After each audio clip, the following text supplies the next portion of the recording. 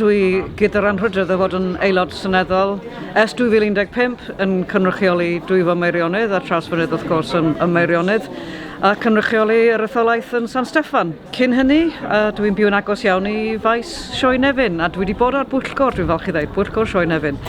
A mae yna rhywbeth am sioia o wlad, maen nhw'n dod â chymuned at ei gilydd. Mae'n dathlu hyn, da ni'n gallu cynhyrchu, mae'n dathlu yn Cyfweliad ni. Mwy na hynny, mae'n just cymaint o hwyl, yn dod?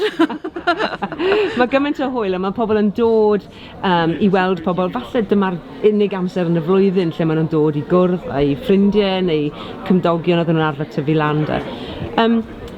Beth arall sy'n bwysig am y sioe yma? Wel, yn amlwg i cymuned fel Trawsfynydd yng nghanol cefn gwlad, da ni yn gymaint o bobl yn gweithio i gadw gwydnwch y cymuned yma.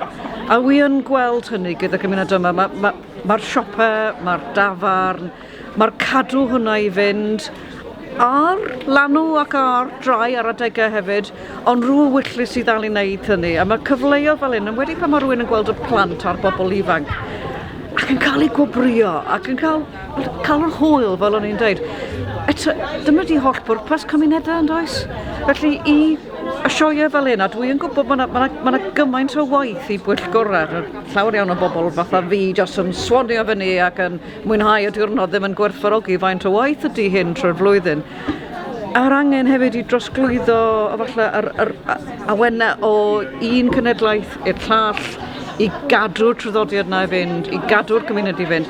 Hynny gyd mor bwysig, a jyst i feddwl bod ni'n dathlu canlwyddiant yma heddiw yn Trawsfynydd yn rhywbeth yn siŵr bod pawb yn falch iawn ohono fo. Mae yna lot o sgyrsiau wedi bod heddiw am amaeth ac am fwyd lleol ac am gynnyrch bwyd lleol a dyfodol hefyd.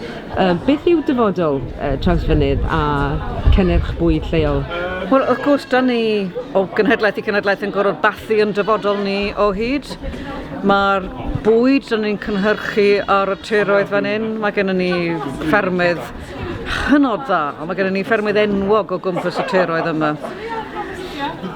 Pwysigrwydd i ni plethu, priodi a cadw'r amgylchedd gyda diogelwch bwyd, gyda parhau cynhyrchu bwyd, parhau cynhyrchu yn wedig defaid a da byw gwartheg ar y tiroedd yma.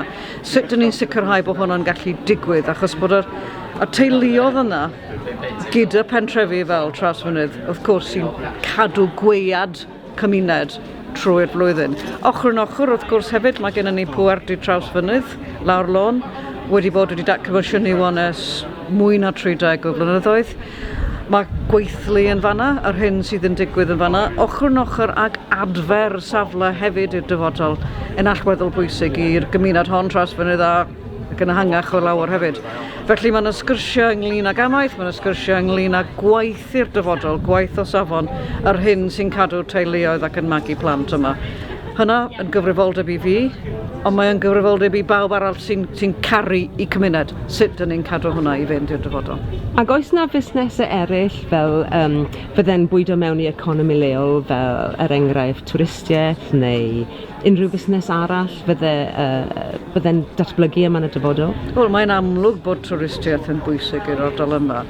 Eto, un o'r herfau iddyn ni wedi gwneud yn siŵr bod twristiaeth yn talu yn dda ac yn deg i'r bobl sy'n dibynol ar y sector yna am eu gwaith nhw, am eu cynhaliaeth nhw.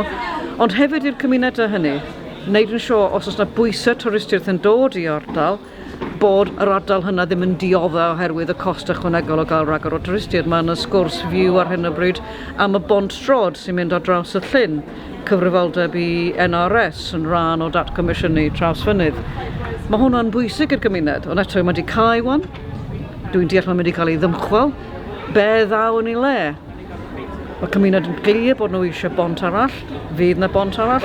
Fydd yna rhywbeth arall. Fydd o fwy, falle fydd bobl eraill yn meddwl falle bod hwnna'n mynd i fod yn ddefnyddiol i ni. Ond mae sicrhau bod y sefydliadau mawr megis NDA ac NRS sydd wedi bod fan hyn a sydd wedi cael ffasiwn effaith ar yr ardal yma yn gweithio hyd gyda lles o bobl a'r gymuned a'r ardal fel blaenoriaeth yn ei meddyliau nhw i'r dyfodol. Ac wrth gwrs mae gwaith arall yn rhan o hynny. Fydd na rhywbeth arall, fydd na SMR yn Trawsfynydd. Fydd na rhywbeth adweithydd i cynhyrchu isotopes meddygol. Bydd na barc gwyddonol. Mae yna sawl syniad yna, a mae rhaid i ni weithio fo'n gilydd i wireddu rhywbeth, achos does dim dwy waith bod y swyddi fanna wedi bod yn allweddol i les y gymuned hon a'r gymuned ehangach. Ac o ran ynni gwerydd ag unrhyw busnesau sydd yn ymwneud â ynni gwerydd, dwi wedi bod yn siarad eitha tipyn efo ffermwyr heddiw, a mae gen nhw hydro schemes ar eu ffermydd nhw. Ydy hwnna'n rhywbeth dos ynni fod yn datblygu ag yn annog yma? Da ni yn gwybod bod newid hinsawdd yn digwydd. Da ni'n gwybod bod yn dybyniaeth ni a tanwydd ffosil yn dirwyn i ben. I gadw ansawdd bywyd, da ni angen trydan. Di ddim mater o ba technoleg ydy o. Da ni angen trydan o bob un technoleg. A da ni angen trydan sy'n ffwrddiadwy i'n cymunedau ni. Fel bod ni'n gallu cadw bobl yma a bod ansawdd bywyd fan hyn yn parhau ar un fath. Mae hwnna'n neges creiddiol. Wel, mae'n ddyrnod i ddathlu, a dathlu newn ni, ac mae gymaint mwy i ddathlu. Ydyn ni'n mynd i fod yma ar un peth ymhen 100 mlynedd? Os bydd y gymuned yn dymuno hynny, a bobl ddaw ar yn hôl ni, cenedlaethau dyfodol, da ni'n edrych tuag atyn nhw ac yn meddwl beth da ni'n mynd i handio drosodd iddyn nhw yn waddol. Os dy'r gymuned hynny'n dymuno fo, ac os da ni wedi rhoi y seiliau iddyn nhw, wrth gwrs, ac yn ffyniannus. Diolch yn fawr iawn. Ydy'n bwysig bod ni'n magu sgiliau, bod ni'n cofio sgiliau'r gorffennol, a bod ni'n annog pobl ifanc ni i barchu ac i ddysgu'r sgiliau yna mwyn y dyfodol? Un o bethau dwi'n meddwl byddwn ni'n edrych yn ymwedig yn nherma amaeth ydy beth ydy cyfraniad pobl i amaeth a bod ni'n gallu sicrhau bod pobl yn parhau i weithio ar y tir. Ochr yn ochr hynny, y gwaith gen ni yn Trawsfynydd ar edrych ar rhywbeth arall o technoleg neu wyddoniaeth yn fanna, swyddi o safon. Mae'r sgiliau yna dyn ni'n cadw ac i dabwyllo bobl. Does dim rhaid i chi fynd i Gaerdydd, dim rhaid i chi fynd i Manceinion, dim rhaid i chi fynd i Lundain. Mae ansawdd yn bywyd yn ni fan hyn yn dda, achos mae gen ni cymunedau sy'n edrych ar ôl yn gilydd. Oswch yma, a nawn ni wneud yn siŵr bod hwnna'n parhau yn dyfodol. Diolch yn fawr iawn.